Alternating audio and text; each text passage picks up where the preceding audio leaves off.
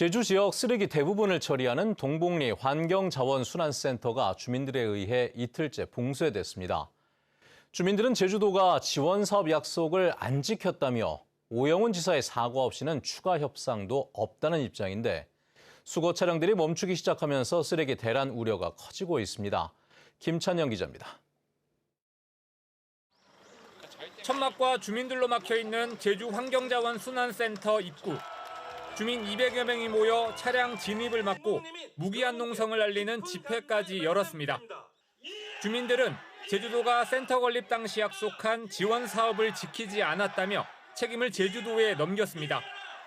또 공무원들이 천막 농성에 협박까지 했다며 오영훈 지사의 공개 사과를 요구했습니다. 오영훈 지사가 현장에서 공개 사과를 하지 않으면 동복리는 어떠한 협상도 오영훈 지사와 하지 않겠습니다. 이틀째 이어진 입구 봉쇄에 쓰레기 수거 차량은 모두 멈췄습니다.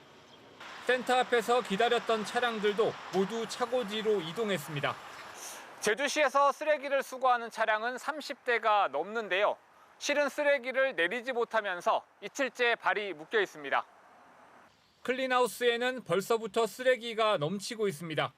일부 지역에서는 부분적인 수거가 이루어졌지만 노형동과 화북동 등 8개 읍면동에서는 이틀 동안 쓰레기가 쌓였습니다. 하루 수거 안 하면 이거 쓰레기 대란이 생깁니다. 365일 이루어지는 일이기 때문에 하루라도 만약에 수거가 안 되면 그 쓰레기가 곱빼기가 되고. 제주도는 협상을 이어가는 한편 우선 5개 민간 처리 업체에 맡겨 재활용을 분리한 뒤 다른 지역으로 보낼 계획입니다. 가연성 폐기물인 경우에는 현재 몇 개의 집화장 이쪽에 임시 보관을 할 겁니다. 이게 언제까지 보관할 수 있을지는 이제 발생량과 시간에 따라서 달라질 수 있을 것 같고요. 제주 환경자원순환센터로 들어가는 하루 평균 쓰레기 반입량은 500여 톤. 다른 지역으로 보내는 임시 방편도 일주일이 한계인데다 지원 사업 약속을 놓고도 제주도와 마을회의 의견이 엇갈리고 있어 쓰레기 대란 우려가 더 커지고 있습니다.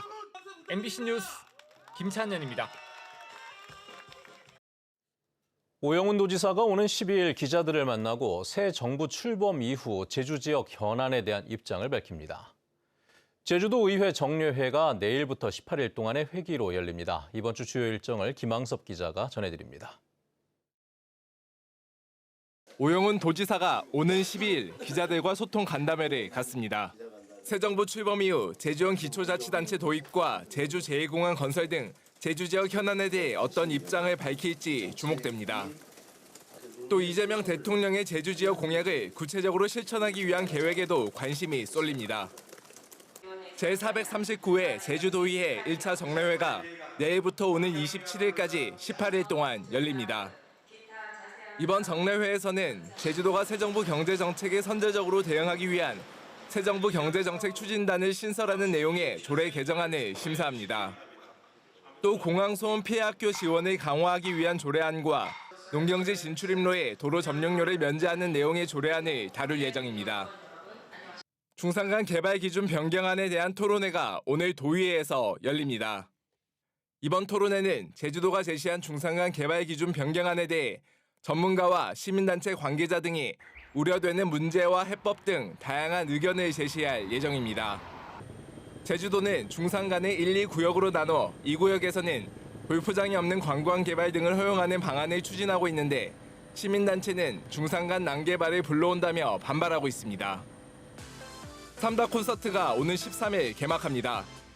콘서트는 한 달 동안 매주 금요일과 토요일 오후 6시에 삼다 공원에서 열리며 황가람과 넉살 등 유명 가수들이 공연을 펼칩니다. 또 모래로 그림을 그리는 샌드 아트와 힐링 요가 등 체험형 프로그램도 운영됩니다. MBC 뉴스 김항섭입니다.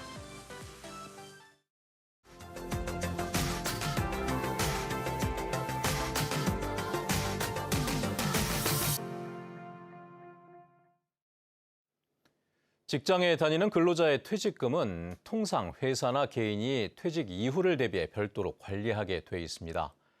그런데 상시 근로자 30인 이하 중소사업장은 정부의 대행을 맡길 수 있는데요. 수익률이 높아 가입자들의 반응이 좋다고 합니다. 홍상순 기자입니다. 아파트 단지 내에 있는 한 어린이집입니다. 5명의 교사가 일하는 작은 사업장으로 원장이 직접 회계 업무까지 맡고 있습니다. 그런데 2년 전 중소기업 퇴직연금기금인 푸른씨앗에 가입한 이후 퇴직금 관리가 편해졌습니다. 목돈을 직접 보관하고 관리해야 하는 부담을 덜고 직원이 바뀔 때마다 금융기관을 찾아야 하는 번거로움도 사라졌습니다. 홈페이지가 잘 운영되고 있어서 저희가 쉽게 교사의 입퇴사라든지 변동사항이라든지 급여 변동 이런 거를 간편하게 운영할 수 있어서 편하고 좋습니다. 교사들도 연간 6%대의 수익률을 보이자 대체로 만족하고 있습니다.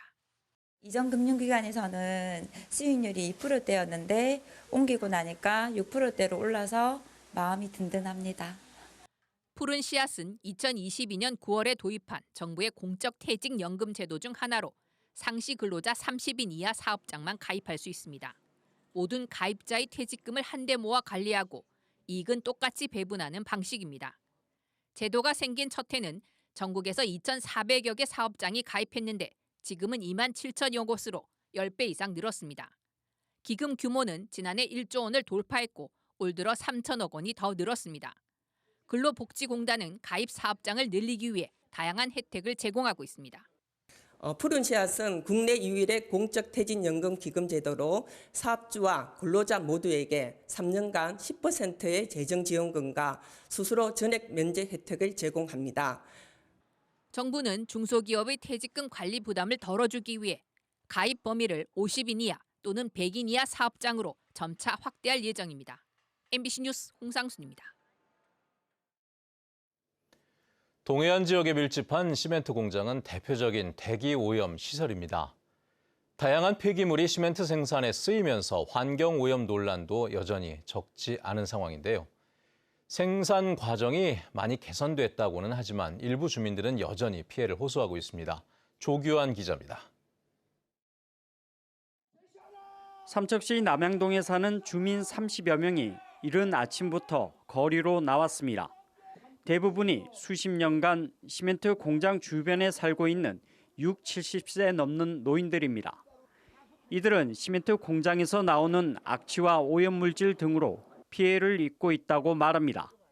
냄새가 낮에는 좀 덜하고 밤으로는 이 타이어 태우는 냄새가 엄청납니다. 엄청 많이 나고 유리창에 와서 다 붙어가지고 이렇게 밀면 자국이가 있고요. 문은 일절 못 엽니다, 우리는. 밤 시간이나 일부 공정에 차질이 생기면 악취 등이 풍겨 일상생활이 힘들다는 얘기입니다. 환경당국이 매일 대기질을 측정하고 있는데도 여전히 부족하다고 지적합니다. 특히 시멘트 생산 과정에서 부원료와 보조연료로 사용하는 폐타이어 등 폐기물이 문제라고 주장합니다. 먼 과거에보다는 많이 좋아졌다고 얘기하지만 아직도 눈에 보이지 않고 냄새가 실제로 나지 않는 그런 인체에 해로운 발암물질이라든가 이러한 것들이 굉장히 많이. 이에 대해 시멘트 공장 측은 한 해 40만 톤가량의 다양한 폐기물을 쓰지만 암모니아 등 유해물질 배출은 법적 기준을 지키고 있다고 해명했습니다. 또 주민들에게 깨끗한 공기를 돌려주기 위해 계속 노력하겠다는 입장을 밝혔습니다. 강원도와 삼척시 등 관계 기관도 정기 점검에서 위반 사항을 발견하지 못했지만 조만간 합동 점검을 실시할 계획입니다. 또 주민들의 고충을 고려해 대기 오염 현황을 실시간 감시하고 시멘트 공장의 환경 오염을 최대한 줄이도록 지원할 방침입니다. MBC 뉴스 조규환입니다.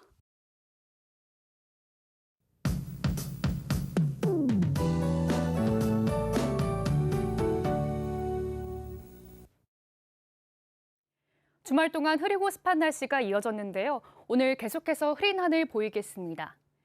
기온은 평년과 비슷하겠는데요. 아침 최저 기온은 19도로 시작해서 낮 최고 기온은 25도까지 오르겠습니다. 계속해서 초여름 더위가 이어져서 다소 후덥지근하게 느껴지겠습니다. 오늘 저기압의 영향으로 오전엔 흐리다가 오후에는 동부 남부 지역을 중심으로 빗방울이 떨어지겠습니다. 자외선 지수는 다소 높겠는데요. 외출하실 때 햇볕 차단 잘 해주셔야겠습니다. 지역별 자세한 기온 살펴보겠습니다. 아침 현재 기온은 북부 20도로 시작하고 있고요. 서부 동부 지역 19도, 남부 지역은 22도로 시작하고 있습니다.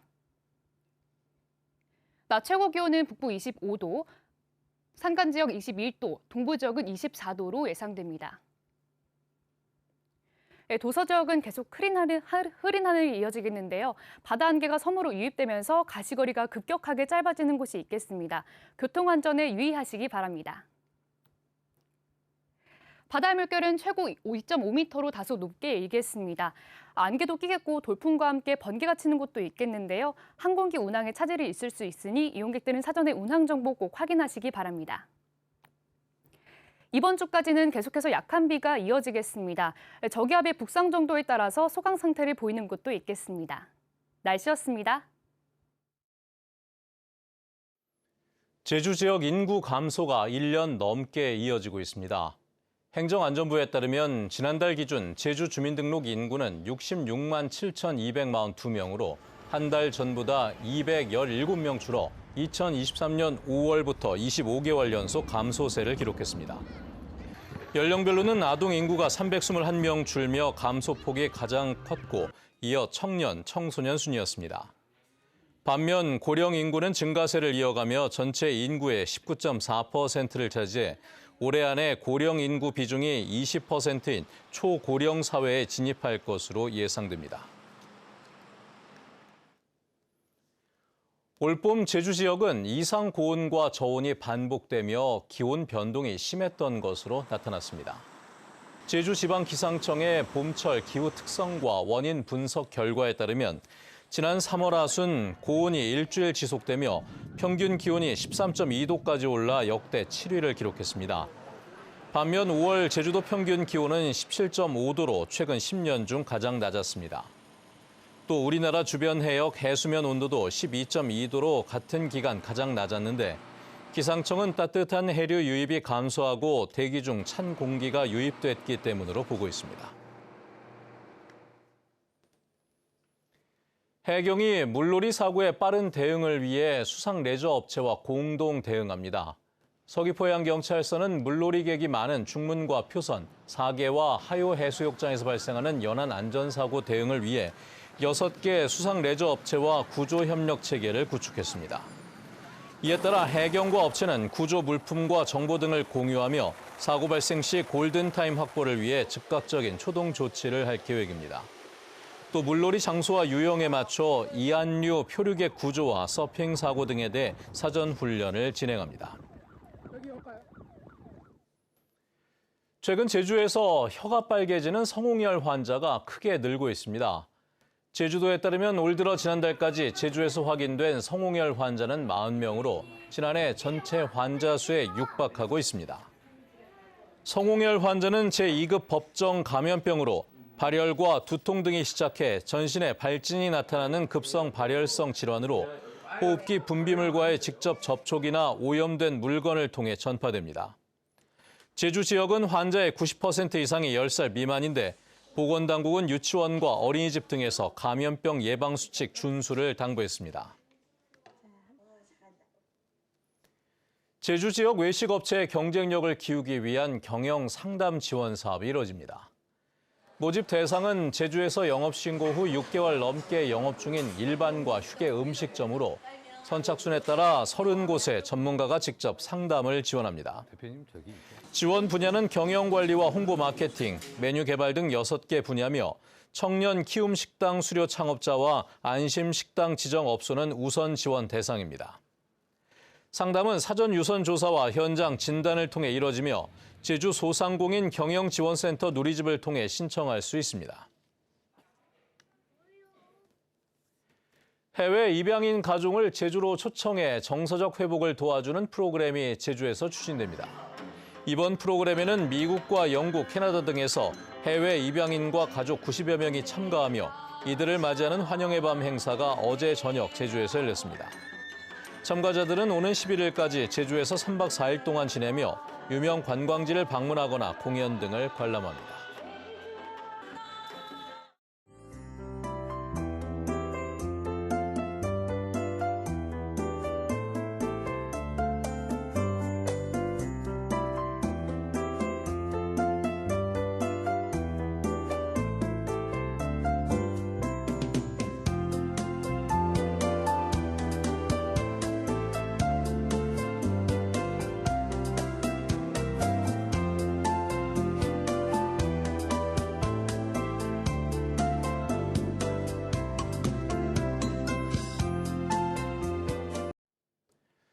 네, 뉴스투데이 제주를 마칩니다.